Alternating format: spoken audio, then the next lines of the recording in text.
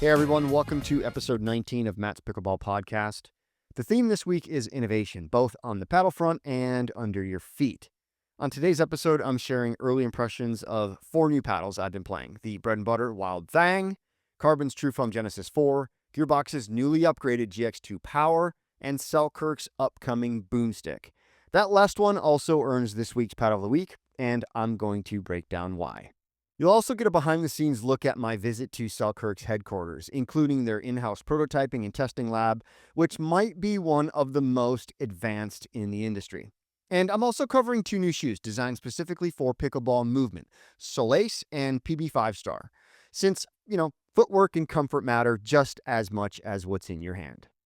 Quick shout out to Bodhi Pickleball, our podcast sponsor. They make some of my go-to accessories for testing and match play, including overgrips, dry grips, tungsten tape, towels, and even a new training paddle.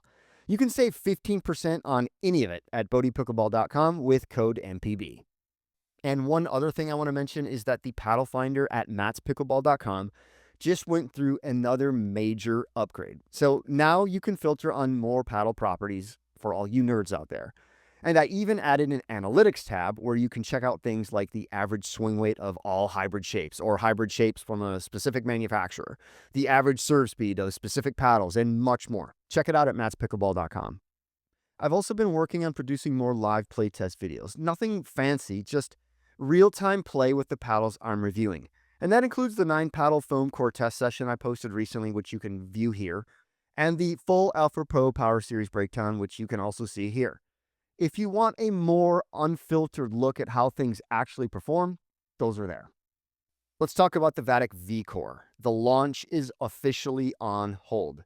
They found a durability issue, disbonding between the face and foam core, that wasn't showing up in lab testing but surfaced during actual play. To their credit, Vatic paused everything and is already reworking the internal EPP structure. No updated release date, but the redesigned version is supposedly in testing now, and the pricing is expected to stay the same. As of mid-July, all shapes and handle options are already USAP approved, so that's interesting.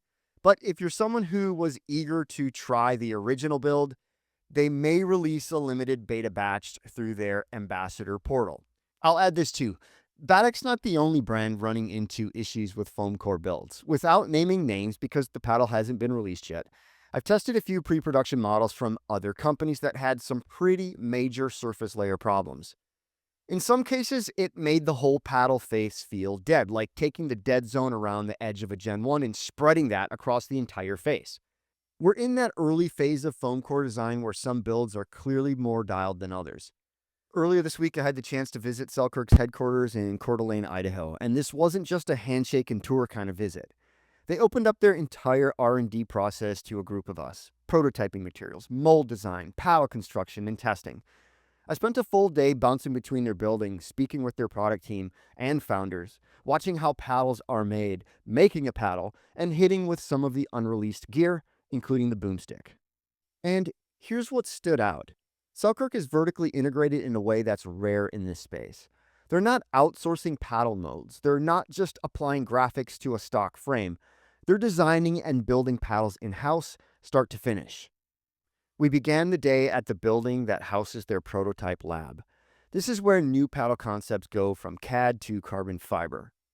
I watched their team hand-lay sheets of pre-preg carbon, usually a 3-ply layup, and with a strategic orientation for strength and flex. One layer might run 0 degrees and another might run 90, and another offset it to resist twisting. Each sheet is heated just enough to tack into place without shifting before curing. If the layers slip or misalign before the press, that can cause performance inconsistencies. They take a lot of care with this stage. They also walked us through how they achieve some of their surface texture. For some paddles, Selkirk uses a peel-ply process. That's a sacrificial top layer applied during molding, then peeled off once the paddle cures. The texture we worked with wasn't sprayed on, unlike Infinigrit. It's baked into the carbon itself. It creates that raw surface feel players expect, but it also means the grit is more durable since it's not a coating. It's part of the layup. Then there's the foam.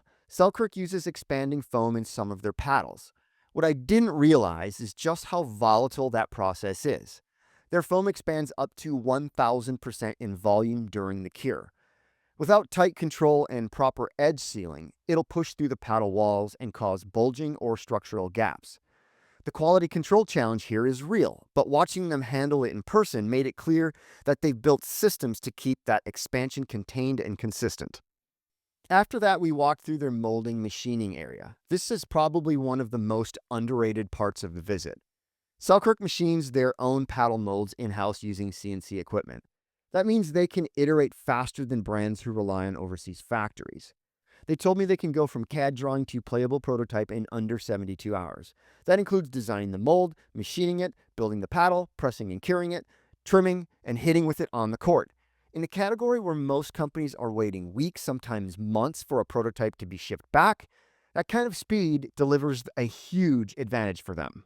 Then we shifted over to another area with more lab testing. If the prototype lab was impressive, this was the part that made me take a step back. They've built a full suite of equipment to validate paddle performance, legality, and durability, independent of USA Pickleball testing. 3, 2, 1. It starts with their rebound cannon, which replicates the deflection test used by USAP certification. They fire balls at a controlled speed to measure how much energy the paddle absorbs and returns. This allows them to dial in power and ensure legal deflection limits are respected. Next to that is their durability cannon, which can fire balls at up to 110 miles an hour, again and again and again and again. Selkirk says the Boomstik went through over 3,000 high-speed impacts without failing. For context, many thermoform paddles on the market today begin showing structural issues somewhere between 250 to 1,000 hits in similar stress. If what I saw holds up in the field, the Boomstik may be a big leap forward in power paddle durability. They also walked us through their spin testing setup. Using high-speed cameras and marked pickleballs, they measure spin not just once, but across multiple zones on the paddle face: center, top, bottom, off-center. They're not just asking what's the max RPM, they're asking how consistent is it across the surface. That's a different level of analysis. On top of that, they have a Tabor abrasion machine to test surface durability, how long the texture holds up under wear. Their new Infinigrit surface, used on both the Boomstik and the Lux, outlasted standard raw carbon by 3 times in their internal tests. Again, this is Selkirk reporting this. It's too early to say how that translates to real-world play over months, but it's the kind of controlled testing I wish more brands would invest in. One other thing worth calling out during the visit was Selkirk's team talked about future simplification. They hinted at moving towards a cleaner matrix, 3 shapes, each offered in a control, all-court, and power configuration. Think Amped, Vanguard, and Halo, but with clearer distinctions and fewer overlapping models. It's still speculative, but it tracks with the direction that they're heading. Overall, what struck me is that Selkirk isn't just building paddles, they're building infrastructure. Design, tooling, validation, it's all under their roof. That's expensive, it's slow to build, and it's hard to scale, but it gives them control that most brands simply don't have. I'll talk more about the Boomstik in itself in a second, but I'll just say this now. When I hit on court after walking through that lab, I wasn't surprised by how it performed. You could see in the R&D why it felt the way it did. This is Selkirk's upcoming full foam core paddle, no honeycomb inside, which puts it firmly in the Gen 4 and ongoing power category. But it doesn't play like a trampoline. The Boomstik has a linear response curve, swing harder, get more depth, but it scales in a way that feels controlled. That's different from some other foam core paddles out there like the Ripple V2, where power can feel a bit jumpy or inconsistent depending on the swing. What stood out most to me was the contact feel. It's dense and plush, but with a slightly hollow character and big sound. Not in a cheap or rattly way, but enough that you can tell it's a foam core build. And the sound is loud, deep, and boomy.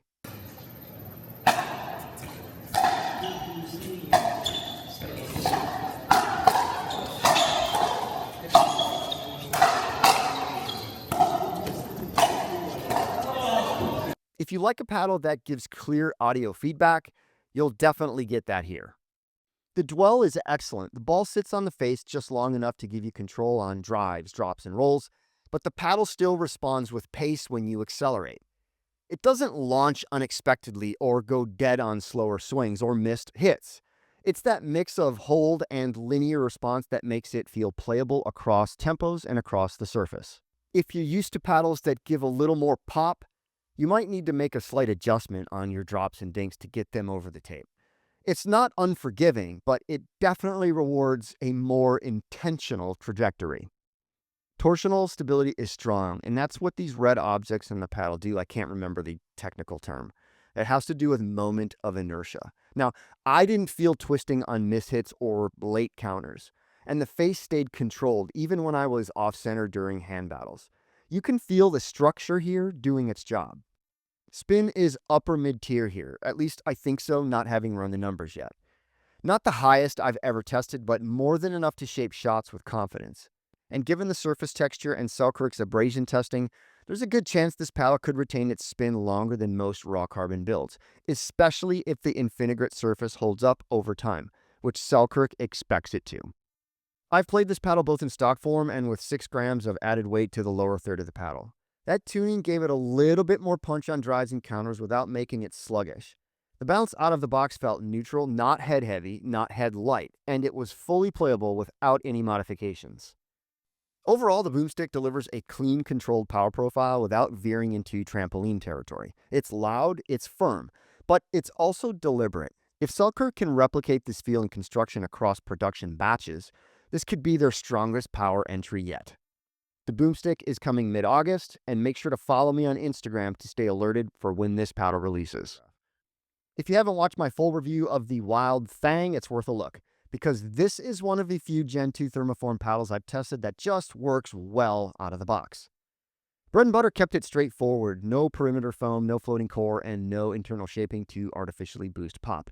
What you get is a clean thermoformed raw carbon build with a fast, responsive face and balanced, weighted feel.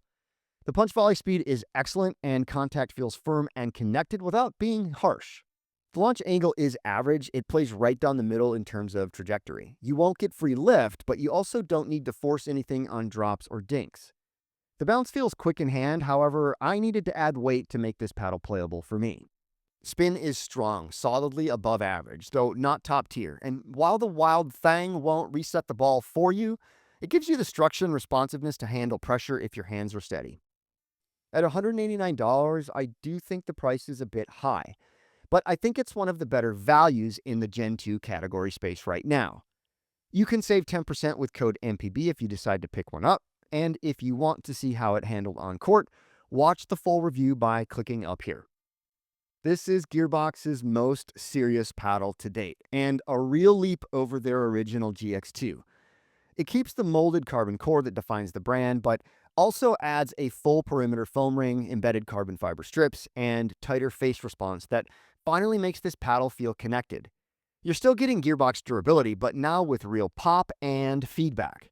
Both feel faster and springier and more stable than any of the other Gearbox paddles I've played before. Serve speed, punch speed, and spin are all right in line with today's top power paddles. The elongated test unit hit 57.2 miles per hour on serve, 38.2 on punch volleys, and 2,220 RPM on spin. The hybrid was just behind it at 56.8 miles per hour, 38.4 punch, and 2,162 RPM. Those are real solid numbers, and more importantly, both models played clean and consistent. The full review video is already shot and being edited, my favorite thing to do. It's detailed side by side and covers how this paddle stacks up against the Perseus 4, Ripple V2, Alpha Pro Power, and even the original GX2. Once it's live, I'll put a link in the description, so keep an eye out. And if you're thinking about picking one up, use code MPB at checkout to save 10% when it launches on August 7th. TruFoam. Let's talk about the TruFoam Genesis 4. If you played any of the earlier Genesis paddles, especially the 1 or 3, you already know the story. That muted TruFoam feel, that calm, dampened response, high spin, super solid on resets and soft game. But the trade-off was weight, especially swing weight. Those paddles felt heavy, slow through the air. You had to be willing to sacrifice quick hands in exchange for some of that control. The Genesis 4 finally changes that. Carbon trimmed the shape, reshaped the throat, and brought the swing weight down by more than 15 points from the early models. And it makes a huge difference in the way it feels right away. This frame plays faster. You can get it into position quicker. You're not dragging through hand battles anymore, and yet it still feels like a TruFoam. Same touch, same control, same quiet feedback on contact. You're not getting trampoline pop and the ball doesn't explode off the face, but it stays consistent. It holds just enough energy through a full swing, especially when you strike closer to the center. Drops, resets, flicks, they all land clean, and you stay in control even when the tempo picks up. The Genesis 4 doesn't reinvent TruFoam, it just makes it more playable to more players. If you ever liked how those paddles felt but couldn't justify the slow handling, this version finally solves that. You don't need to mod it, you don't need to muscle it, you can just play. The full review is almost ready, it's also in editing. Should be live soon, so keep an eye out for that. And if you're ready to grab one, you can use code MPB at checkout to save 10% on Carbon's website. Let's talk about the Gen 4.5 elongated from Enhanced Pickleball. This one caught me off guard in a good way. It's built around a full foam core, but it's not chasing max power like some of the other new releases. Instead, this is a true all-court paddle with excellent control and paddle action. It plays closer to a J2 SC Plus than it does something like the NF or GX2 Power. It swings a little heavier, stays stable through contact, and gives you clean feedback without excessive pop or lingering vibration. Inside, Enhanced uses a single-layer EPP foam core paired with a radial void system. The center voids are round to help absorb vibration and soften impact, while the outer voids taper into a teardrop shape that reinforces the perimeter. That structure gives you plush compression in the middle and composed, reliable response off-center. On court, it plays soft but not vague. You get enough dwell time to trust your resets and drops, and the launch angle stays neutral. It doesn't auto-float, and it doesn't punish you for catching it a little late either. While we didn't clock spin numbers yet, I can say that the surface has legit bite. It's gritty. You can shape topspin drives and rolls without issue here.